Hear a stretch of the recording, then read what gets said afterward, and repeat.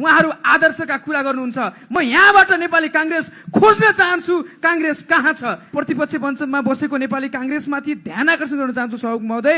यहाँ सदनमा तपाईहरु पटक पटक सरकारले यो गरेन त्यो गरेन भन्दै आफू उठ्नुहुन्छ, बेन्चमा बाट माथि उठ्नुहुन्छ, तर तपाईहरुकै सरकारमा बनेको स्थानीय सरकार र प्रदेश सरकारले लम्कीचुवा अस्पताल, लम्कीचुवा प्रदेश अस्पतालमाथि गरेको अन्यायलाई तपाईहरुले कहिलेसम्म सदनमा बोल्नुहुन्छ? तपाईहरु सधैँ सरकारले यो गरेन त्यो गरेन भन्नुहुन्छ। तपाईकै सरकारमा बसेको स्थानीय सरकारले काम गर्ने कर्मचारीमाथि गालीगोलज गर्दा कहाँ छ नेपाली कांग्रेस? म यहाँबाट खोज्न चाहन्छु सभामुख महोदय। साँढेको जुदाईमा बाछाको मिचाइ भने चाहिँ मेरो निर्वाचन क्षेत्र लम्कीचुवा अस्पतालको 50 सयबाट स्तरोन्नति गरी 15 सयबाट 50 सयमा स्तरोन्नति गरी प्रादेशिक अस्पताल सञ्चालनका लागि नेपाल सरकार मन्त्री परिषदको निर्णयले मिति 2082 जेठ 26 गतेको निर्णय अनुसार स्वीकृति प्रदान गरेको थियो।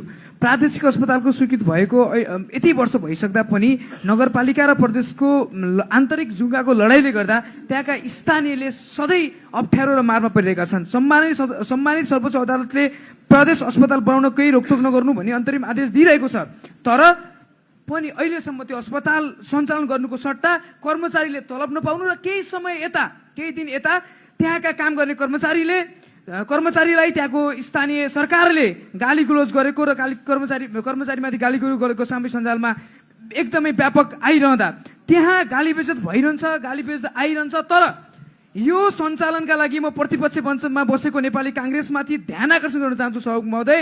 यहाँ सदनमा तपाईहरु पटक पटक सरकारले यो गरेन त्यो गरेन भन्दै आफू उठ्नुहुन्छ, बेन्चमा बाट माथि उठ्नुहुन्छ, तर तपाईहरुकै सरकारमा बनेको स्थानीय सरकार र प्रदेश सरकारले लम्कीचुवा अस्पताल, लम्कीचुवा प्रदेश अस्पतालमाथि गरेको अन्यायलाई तपाईहरुले कहिलेसम्म सदनमा बोल्नुहुन्छ?